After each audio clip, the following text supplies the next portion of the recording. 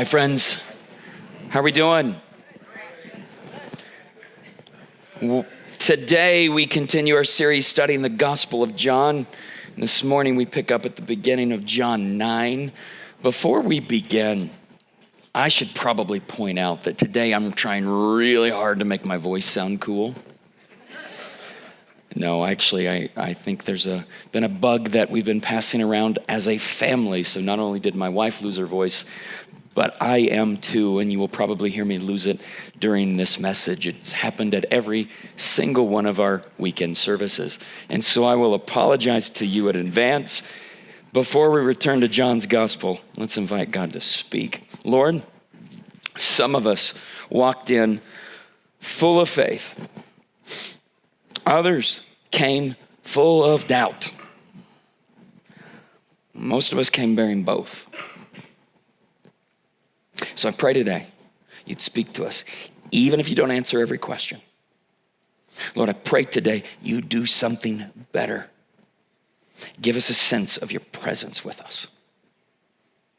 Whether we need this message today or tomorrow, may you surprise us with comfort and encouragement in spite of our unanswered questions, in spite of our unanswered prayer. We pray this in the name of King Jesus. Amen. This morning, I want to rewind the clock to December 2015. That Christmas was a difficult season for our family. My oldest daughter, Emma, 12 at the time, had an orthopedic surgery that put her in a wheelchair and double leg casts for a month or two. Additionally, during the week of Christmas, my dad got really sick. He developed a serious infection, but they caught it too late. When they got him to the hospital, the infection had begun attacking his organs, and he passed away just before Christmas. Well, as you can see, 2015 did not end the way we planned. Oh, but it gets so much worse. On the day after Christmas, we drag our 3 girls out of bed at 4:30 a.m. and race to the airport with a wheelchair, our carry-ons, and 3 large suitcases that are heavier than the burdens of sin and shame. Now, traveling with a child in a wheelchair has pros and cons. On the upside, we're the first to board an airplane. On the downside, we're the last to get off. The gate agents have to use a narrow wheelchair to shuttle our daughter up and down the aisle. So, first to get on, last to get off. Well, we board the plane without incident. We don't anticipate any problems until a weather delay causes a late departure from Salt Lake. Ordinarily, that wouldn't be a problem, but having a child in a wheelchair means we're the last to deplane at our layover, which causes us to miss our connecting flight in Dallas. The airline puts us on another flight. We board that plane later in the evening. We're seated in the last row. Our plane pulls away from the gate on time. Then we wait. And we wait some more until the pilot informs us that winter storms and heavy winds in Oklahoma City require them to cancel the flight. But don't worry, gate agents will help us book another flight once we exit the plane. Now remember, first to get on, last to get off. By the time we get off the plane, the line stretches from the gate in Dallas all the way back to our original departure gate in Salt Lake City. Eventually, the airline books us on a departing flight the following day, so we scramble to reserve a room at an overpriced hotel near the airport before all the rooms are taken. Well, it just so happens that evening, the entire Dallas-Fort Worth region experiences tornado warnings. Altogether, some 12 tornadoes touched down in the metropolitan area through the night, which rarely happens in December. The next morning, we pack our kids and our luggage and our wheelchair into the already overcrowded airport shuttle to catch an early flight. Meanwhile, Dallas is still being pummeled by severe thunderstorms. So we wonder about our outbound flight. As the first family on the plane, we board without issue. But I say to Suzanne, I won't believe it until we're in the air. After we're in the air, then we can rest. A few minutes later, we pull away from the gate and leave DFW on time. No problem. But then, halfway through the flight, the pilot informs us that storms in Oklahoma caused them to shut down the Oklahoma City airport. We're returning to DFW. Our flight has been canceled. Oh, but don't worry. Once we deplane, a gate agent will help us reschedule our flight. Now, in that moment, I conclude, by the time my family gets off the aircraft, my 8-year-olds will be entering the workforce. Remember, first to get on, and don't forget, I've got to speak at my dad's memorial service. So I strap bags onto my back and carry my then 5'6" daughter in her double leg cast off the airplane. When we reach the gate, there isn't a single gate agent in sight, and the line is impossibly longer than the line from the night before. I call the airline from my mobile phone. They schedule us to depart on the next available flight. 48 hours later. So, after spending 2 days spreading holiday cheer around the Dallas-Fort Worth airport, we rent an SUV and hit the road. Now, don't forget, Dallas is still being battered by severe thunderstorms. The second round hits about the time we leave town, and it is a downpour. I haven't driven in rain like that for over 20 years. Traffic along I-35 is bumper to bumper. Visibility can be measured in feet. Whole sections of the interstate are swamped by flash floods. As our car creeps along the freeway, I say to myself, I could push Emma in her wheelchair to Oklahoma City faster than this. And I would have tried, but she couldn't get her casts wet.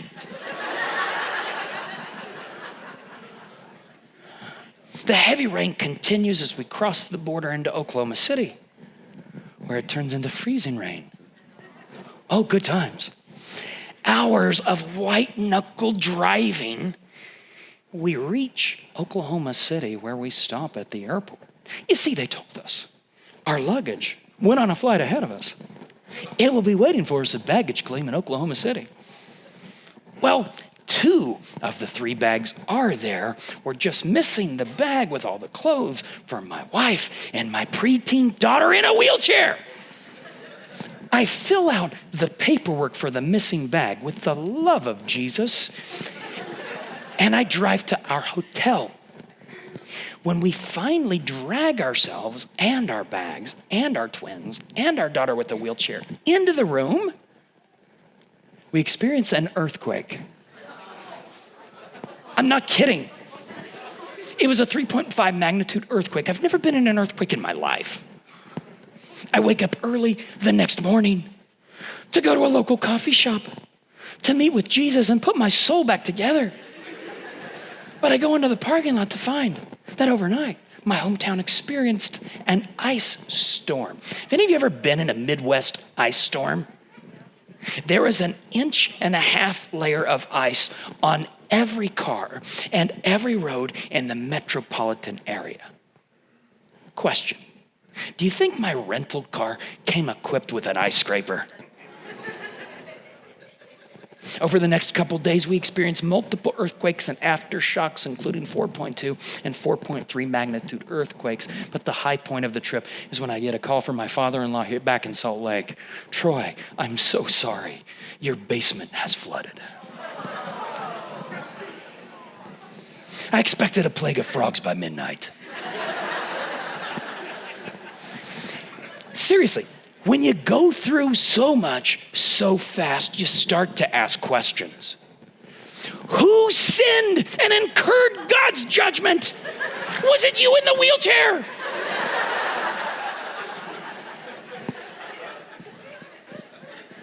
Since the beginning of recorded history, humankind has equated suffering with sin. If someone's life is coming undone, we surmise, then there must be a reason. I rather facetiously equate the two around capital all the time. When something goes wrong in our tech booth, I say to our volunteers, there must be hidden sin in your life. Repent so we can make the screens work again. The story we'll read today, takes that old myth, which equates suffering with sin, and turns it on its head. Or rather, turns it right side up. The story begins in John chapter 9, verse 1. As he, meaning Jesus, went along, he saw a man blind from birth. Now, as we read this narrative today, I encourage you to experience it from the perspective of the blind man. What would it be like to be born blind? What would it be like to spend every day dependent upon the help of others? This man has never seen the clouds in the sky. Growing up, he never saw his mother's face. In the ancient world, you can imagine how hard it would be for this man to find work. Where could he go? What could he do? Now, we don't know how Jesus and his disciples knew he was born blind, but his story was probably well known in the community. People grew up with him. They watched him grow up. They're used to seeing him near the temple courts. They're used to seeing him being led around town. They've seen him so much, they've stopped seeing him. He's invisible. Maybe you've suffered so long, you feel invisible. Pain can be a lonely experience. If only you had someone to share it with you. If only you had someone who really knew what you were going through. You could be surrounded by friends and loved ones, but feel completely alone. You may live in a crowd of people, but if those people aren't undergoing the same suffering, it can feel awfully lonely. No one to talk to. No one who understands you. No one. As I think about that blind man on the roadside, his problem is not just that he can't see, it's that he's not seen. He's invisible. But John makes clear, as Jesus went along, as Jesus continued doing God's work of restoring the world, Jesus saw this man. Now, I realize as I say this, I may be making too much of a single verb, but for some of you, it will be the most important word you will read in today's passage. Jesus saw him. I don't know what frustration you're facing. I don't know what burdens you're bearing, but do you ever wonder if God's looking the other way? You ever wonder if God nodded off? Pain, problems, suffering often feel so dark. It's not just that you can't see, it's that you can't be seen. Well, I hope you leave here today believing Jesus sees you. He hasn't forgotten you. He hasn't neglected you. Even if what you're facing is not fair. We can look at the man born blind. We can easily draw a conclusion. It's not fair. It's not fair that he was born blind. It's not fair he was born blind when his peers and his siblings could see. It's not fair. But here's the axiom I want to share with you. It's true for the man born blind. It's true for you and me. It's a simple lesson I hope sinks in. Life's not fair, but God's not finished. Life's not fair, but God's not finished. John tells us as Jesus walks by, he sees the man born blind. When the disciples see him, they ask Jesus a question. Verse 2, his disciples asked him, Rabbi, who sinned, this man or his parents, that he was born blind? Now that's quite a question, isn't it? And it's a leading question. The disciples ask the question. When they do so, they assume the answer is one or the other. On the one hand, the disciples surmise the parents sinned and caused their baby's blindness. On the other hand, they assume the baby sinned in the womb. Now, if you are presently a mother-to-be carrying your baby in your womb right now, this may make perfect sense to you as your little one shoves her foot into your bladder. But most of us can see the absurdity of this line of reasoning. The Bible teaches that when God created the world, it was good. It was a world free of sin and suffering. But when humankind sinned, sin affected and infected the world, bringing with it pain and problems. Well, that's the theological backstory. However, saying that is different than what the disciples said. Tim Keller summarizes it this way: sin in general causes suffering in general. But that's very different than saying sin in particular causes suffering in particular. You can't necessarily equate individual suffering with individual sin. Sure, sometimes suffering is a direct result of someone's sin, but don't be so sure. The entire narrative of Job shows us the flaws of that assumption. In that Old Testament book that bears his name, everything snaps loose for the faithful, devout Job. And his friends come around him and they reason with him. Job, this is terrible. Surely this is because you sinned. You've ticked God off. There's no other way to explain it. Job sits in his misery, judged and condemned by his friends who claim they have life and God figured out. But then God shows up at the end of the book to say, you're all wrong. You can't necessarily equate individual suffering with individual sin. But the disciples, who would have been very familiar with the story of Job, completely overlooked the theology of Job. Modern concepts of karma aren't so modern. We've been doing this for thousands of years. We still do it today. We get stuck in cause and effect. We think if something bad happens to me or to someone I know, it must be God's punishment for secret sin. Now, before we move on, slip back into the sandals of the blind man for a moment. He probably overhears the question of the disciples as they ask it. Those disciples who are using his suffering as an opportunity to wax philosophically about the problem of pain. How do you think he felt? Well, here's the sad part. He's probably used to it. He's probably used to being judged by the people around him who refuse to give him much grace or empathy because he's to blame for his blindness. That's not fair. I'm telling you, this is not fair. But I'll tell you what Coach Salmons taught me. See, Coach Salmons was our high school cross-country coach. Now, to be clear, I didn't run cross-country. I had Coach Salmons for Oklahoma history. But there are a couple things that I heard Coach Salmons say over and over. First, he'd say, Troy, why don't you come out and run with the boys this fall, huh? Because, Coach, I have the cardiovascular strength of a basset hound. But the other thing Coach Salmons said, in response to students' complaints, it's not fair, they'd say. It's not fair, all of his students would say when he'd do this or do that. You know what Coach would retort? He'd say, oh, that's not fair. Well, I'll tell you, life's not fair. Get used to it. Every other day. Well, life's not fair. Get used to it. Hear me, friends. The Bible doesn't promise that if you obey the commands and eat your vegetables, you will live a long and happy life.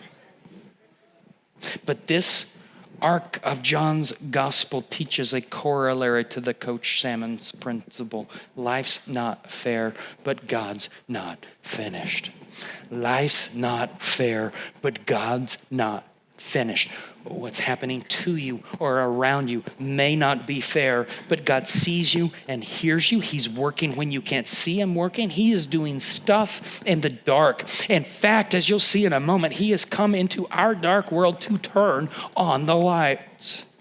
Jesus corrects the misunderstanding of his followers in verse 3. Neither this man nor his parents sinned, said Jesus, but this happened so that the works of God might be displayed in him. Now see, we get stuck in cause and effect. We're tempted in that direction for a number of reasons, and one of them is control. We like life to be explainable. Because if we can explain it, then we can predict it. We like life to be explainable. We like life to be predictable. That's in part why we obsess over cause and effect. But here in John 9, Jesus redirects the focus of his disciples, and I think it's instructive for us today. We fixate on what happened. God wants us to keep our eyes on what happens next. Because life's not fair, but God's not finished. Without invalidating the pain of what happened, Jesus doesn't want his people to become so preoccupied with the past that we miss what he's going to do in the future. When life's not fair, he wants us to realize God's not finished, even if he looks finished. Jesus uses this opportunity to remind his disciples of the bigger picture in verse 4. As long as it is day, he says, we must do the works of him who sent me. Night is coming when no one can work. While I am in the world, I am the light of the world. In this verse, Jesus reminds them of his mission. He's the one who's sent.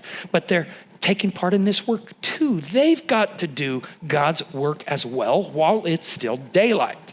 Now, people in the ancient world knew this adage. You can't work in the dark. They had no artificial sources of light like we do. And when he says this, his words convey a sense of urgency. Well, the disciples don't know why, though I bet they put it together a little later. See, when Jesus speaks of the night that is coming, he's referring to the cross, which, by the way, was the most unfair moment in human history.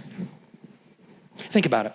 The most unfair thing that happened in the history of the world was when the Son of God was unjustly punished for our sin.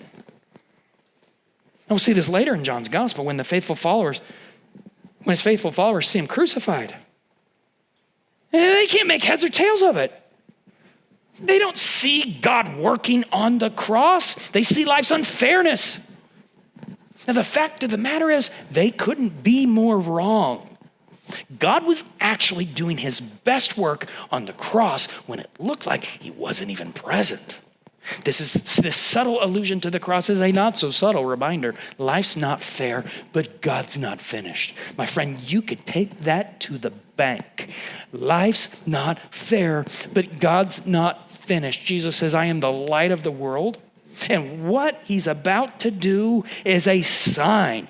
Now, John uses the word sign in his gospel to describe the miracles of Jesus. He does so to emphasize that Jesus' actions point to a work of God beyond the signs themselves. In sum, the sign is a symbol of something greater. It's foreshadowing. It's a hint of things to come. Verse 6, after saying this, he spit on the ground, made some mud with saliva, and put it on the man's eyes. Ancient Near East scholars debate why Jesus did what he did. Some point to the ancient myths that saliva had healing power. Others think his work points back to the creation account in Genesis chapter 2, where God made man from dirt. My hunch is Jesus' words and actions are so rich in meaning, we best not limit them to a single interpretation. We were talking about this passage together this week, and my friend Tara made a simple but profound observation. She said, when Jesus is making mud, he's making a mess. Hear me. God's great works of healing and restoration often look a little messy at first.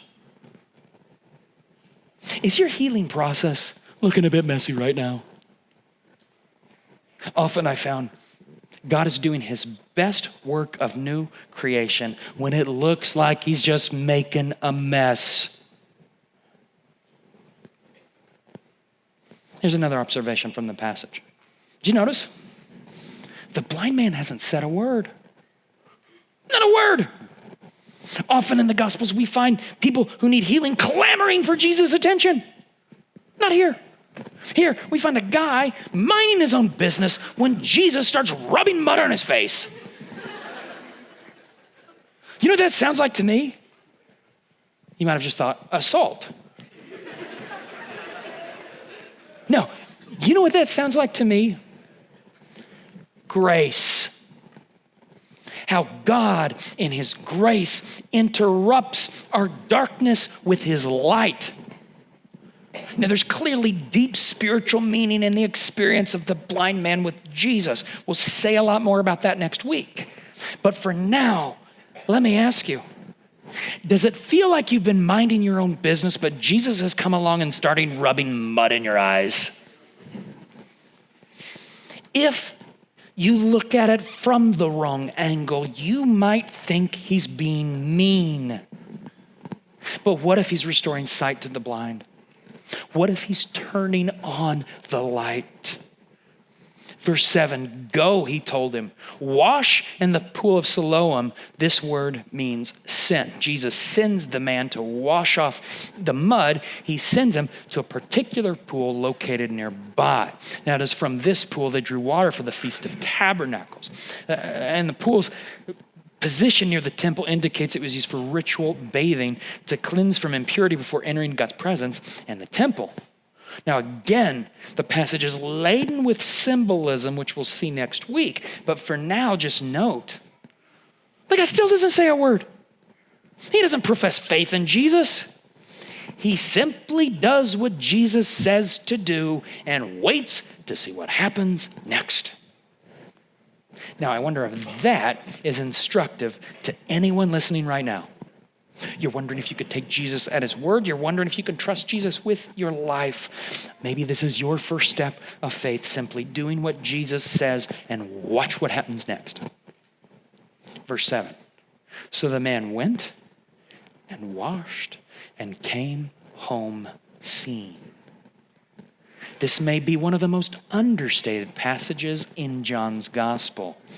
The man born blind sees.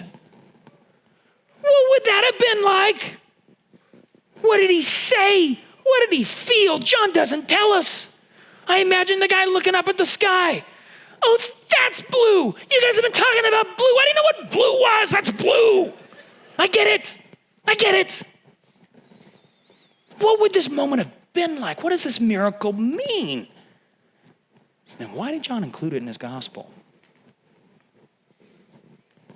Does John want us to get the message that God will always heal? I don't think so. But I do think John wants us to see when life's not fair, God's not finished. See, we have a God who willingly, in joy, steps into the muck and mire of our world, of our lives, to redeem, to heal, to restore. N.T. Wright says it this way: the chaos and misery of this present world is, it seems, the raw material out of which the loving, wise, and just God is making his new creation. Right in the middle of your mess. I'm telling you, right in the middle of your mess.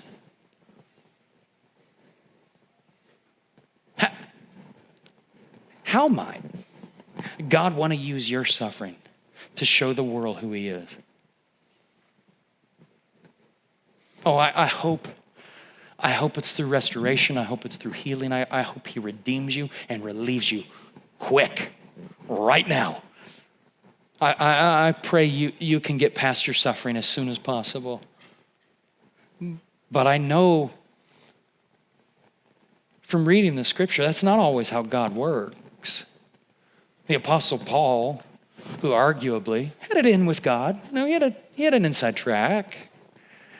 And he's sitting here working for God and suffering for God, and he prays to God, Lord, take this from me. And he calls it his thorn in the flesh. We don't know what it is. It's in 2 Corinthians 12 that he prays this. And it's this thorn in his flesh. It's some kind of physical ailment, we think, he thought was really getting in the way of his life and ministry. God, I could do so much more.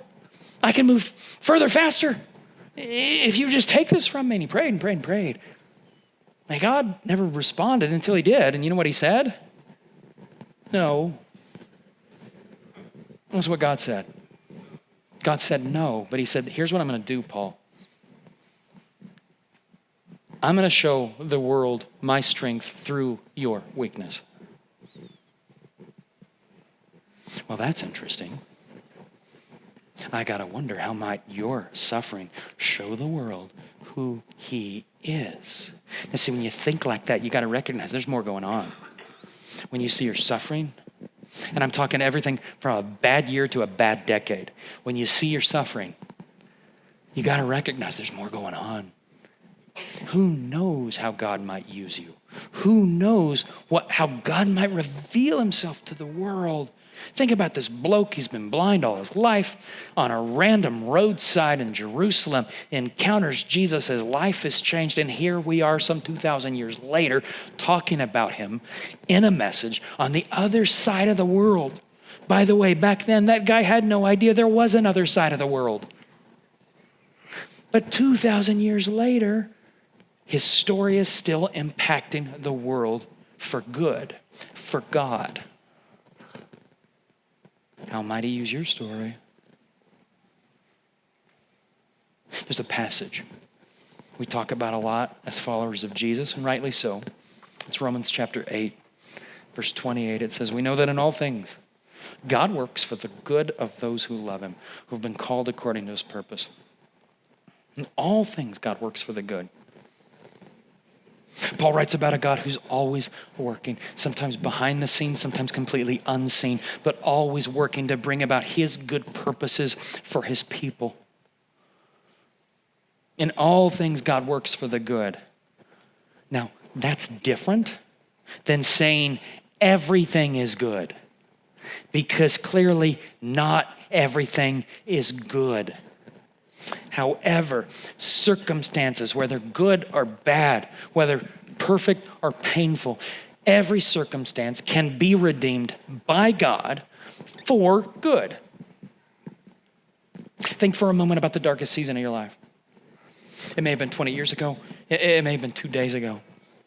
Maybe it was a time when you sunk to the depths of depression. Maybe it was a period in which your soul was poisoned by a toxic relationship. Maybe it was a moment in which you knew you blew it big and you hurt a lot of people and you hurt them badly. Today, I'm praying that God will help you to see that moment, that season, that tragedy can be redeemed by God for good. Maybe you're in that season right now. And maybe you're shaking your fist in protest because God isn't doing what you think he should be doing. Is there an injustice in your life you think God should correct? Is there a problem you face you think God should fix? Maybe it's something that's simply not fair. Oh, I'm here to tell you today, life's not fair, but God's not finished. Life's not fair, but God's not finished. In all things, he works for the good. Now, maybe you push back when you hear me speak those words. And you say, easy for you to say. Troy, you don't know what I've been through. You don't know what I faced. That's easy for you to say. And I'll say to you, you're right. You're right. Honestly, I've lived a charmed life. I grew up in a middle-class existence in middle America, found faith at an early age. And I'll tell you, here was the deal breaker. It changed everything at a very young age. I came to know him. And when I say that, I mean, I came to trust him with everything in me. And I realized at my young age, this is the best way to live life. So I put all my chips on God. It's terrible to use a gambling analogy for a kid, but I put all my eggs in his basket, okay? And I said, I can trust him. And I did. And I never looked back. I never stopped trusting. Now hear me, some days are better than others. I still make loads of mistakes. I think I made 89 mistakes last week. But God and his grace comes around me and he keeps me and he protects me, often from myself. And he doesn't let me screw it up past the point of his redemption. Oh my word, was that the best move I ever made? And here's the truth. I was lucky. Look, I don't believe in luck. So a more theologically accurate word might be blessed. But I'm not talking to you who need a theologically accurate word. I was lucky and I know it. I was lucky and I know it. And I found him at an early age. And he's proven himself to me in such a real way, in such a complete way, that it is so easy for me to say life's not fair, but God's not finished.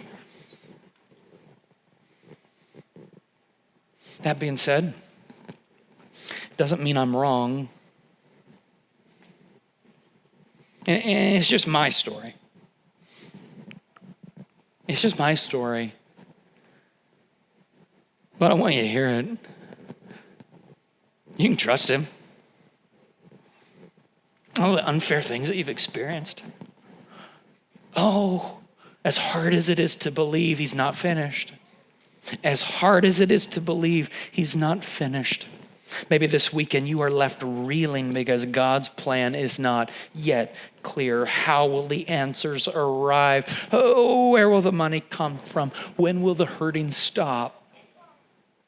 The when, where, what, and how may be left unanswered. But my friends, the who most certainly isn't. God is up to something. Just don't be surprised if he does something you're not expecting. See, if your mind's made up about what God should do, you might miss what he's actually doing.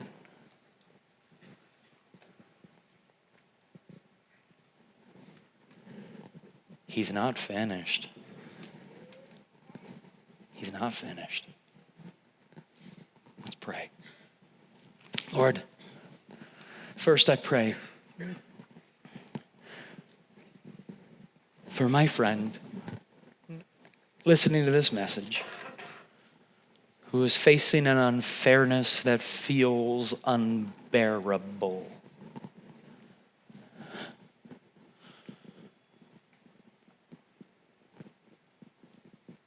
Pain is so great.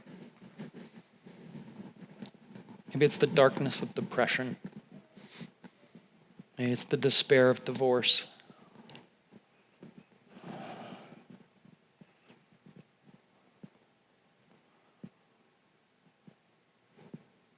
Maybe it's the wounds of abuse that never seem to heal.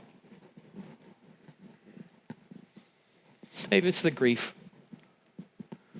of losing a loved one. They lost way too soon.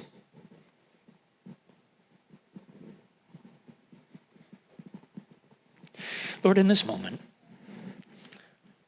I pray for that guy or gal that they would sense you taking them by the hand and hear you say, you're right, this isn't fair. May they feel your presence and the healing love that comes with your presence. And may they hear you whisper those wonderful words, but I'm not finished.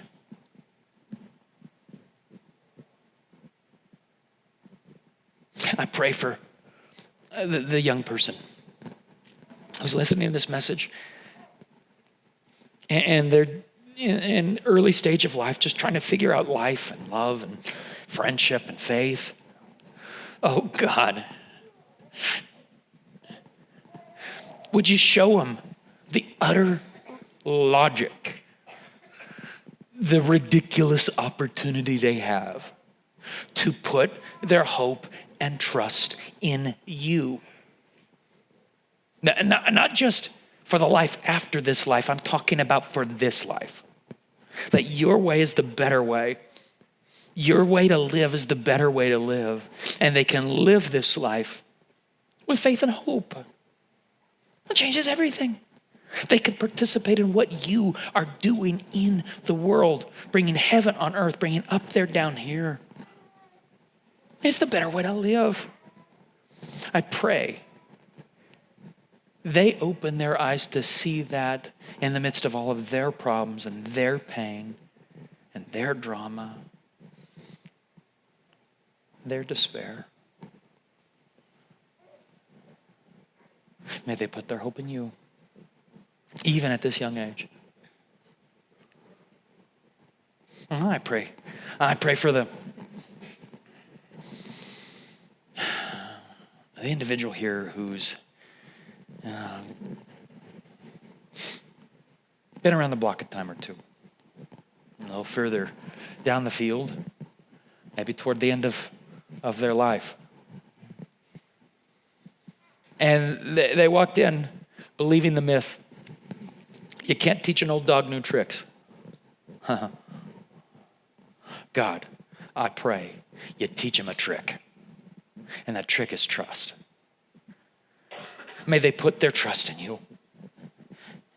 And in a way that has never made sense before now, but truly entrust their life to your keeping. Not just their future, but their present. And not just their present, but their past. May they trust your grace. May they trust your truth. May what they experience today change everything. Everything. Finally, I want to pray for the person who's not a person of faith yet. And they're here with mixed feelings because what they've experienced lately, the best way to describe it is it's like a guy minding his own business and you come along and rub mud in his eye. And it does not feel delightful. It is not welcomed. I didn't ask for this. But God, show them that may be the exact thing they need right now, in this moment, in real time. It may feel mean, but it's actually the most wonderful, loving, gracious thing you could do. You have stopped everything to interrupt their darkness with your light. I pray they see it. I pray they see you, and I pray they trust you. May this day change everything for them too. May they find a faith that helps them to put this to words today. Tonight, before their head hits the pillow, I pray they have an authentic, genuine, and real conversation with you. Not a forced one, not a religious one. One that's just between you and them. And they don't need to worry because while they may not have known you their whole life, you have known them. Give them the faith.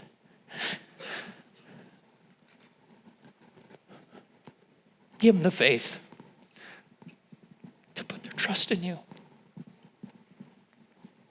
I pray it in the wonderful and the strong name of the King who's come and is coming. Amen. How about some homework? I give you some homework.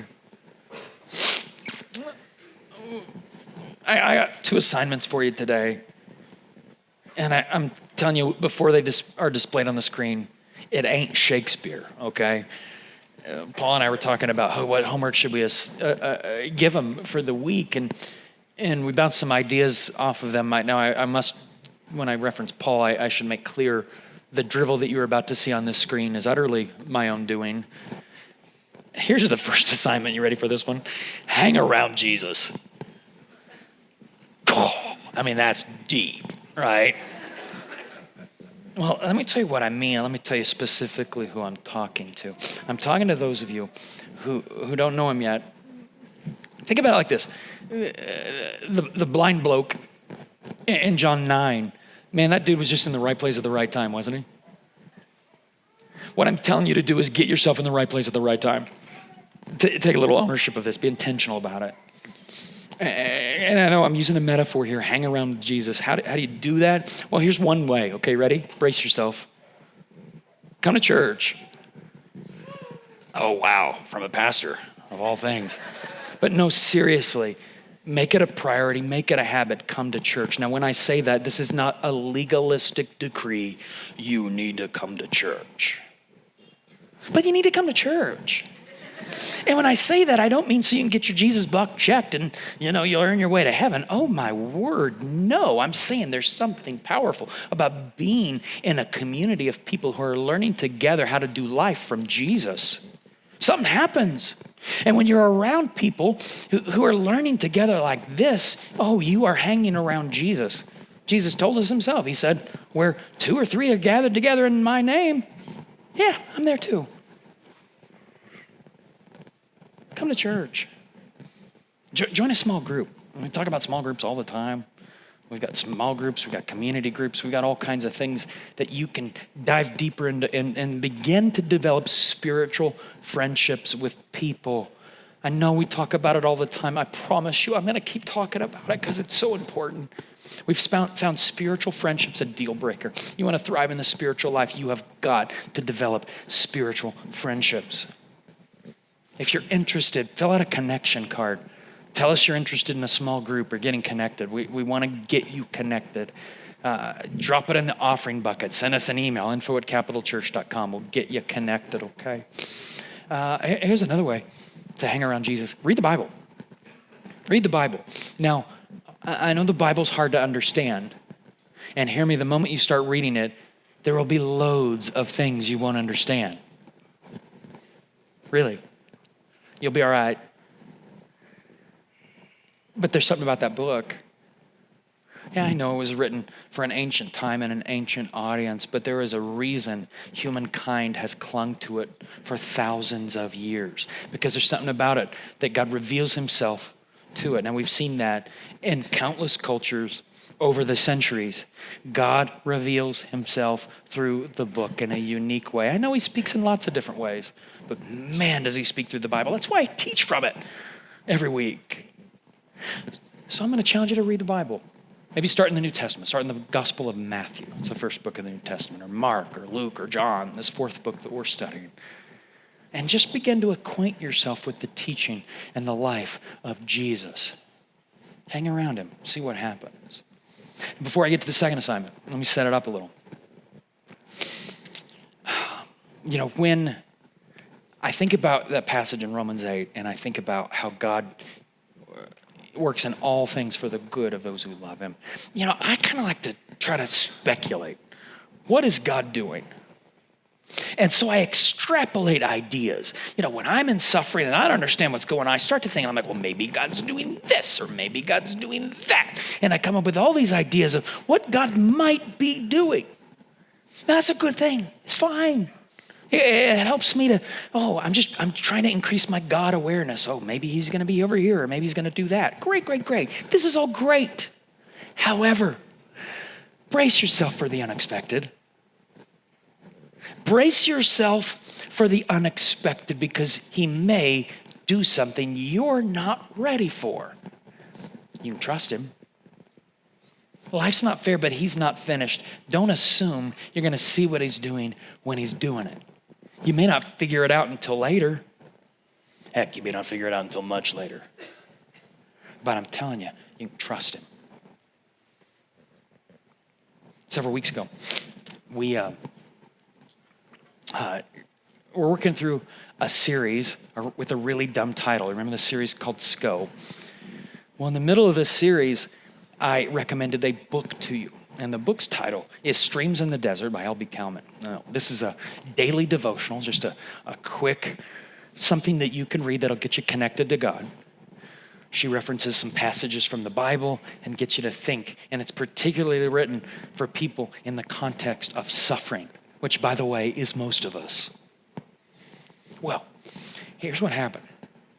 When I recommended that book that week, and I just had this sense that you all would take to this book. So we bought double what we'd ordinarily buy to stock our bookstore, okay? Well, I'm telling you, I couldn't even get to the 11 o'clock service. All of the books were sold out before the 11. So we stocked more. And guess what? People kept buying them. And I've heard from so many of you who are working through this simple devotional and how you're finding God through it. So I'm going to recommend it again. You want the good news or the bad news? Well, it's the same news. Oh my word, I think they bought them all again. I'm serious. I think we might have 1 or 2 copies back there, and as soon as I say that, somebody's going to just run to the back and get it. And you have no idea how many dozens and dozens of these things we've flown through, okay? But people keep buying them.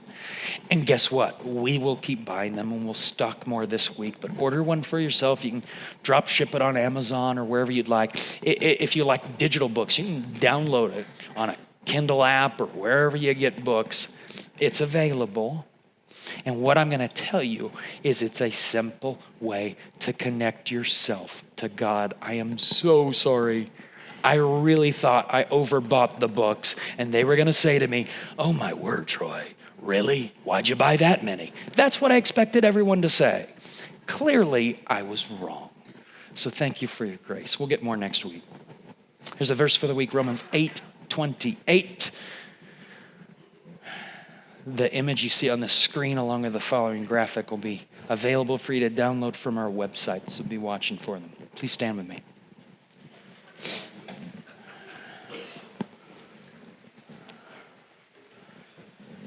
If you came with a need, there will be some people waiting here at the front to pray for you, so make your way up and invite them to do so.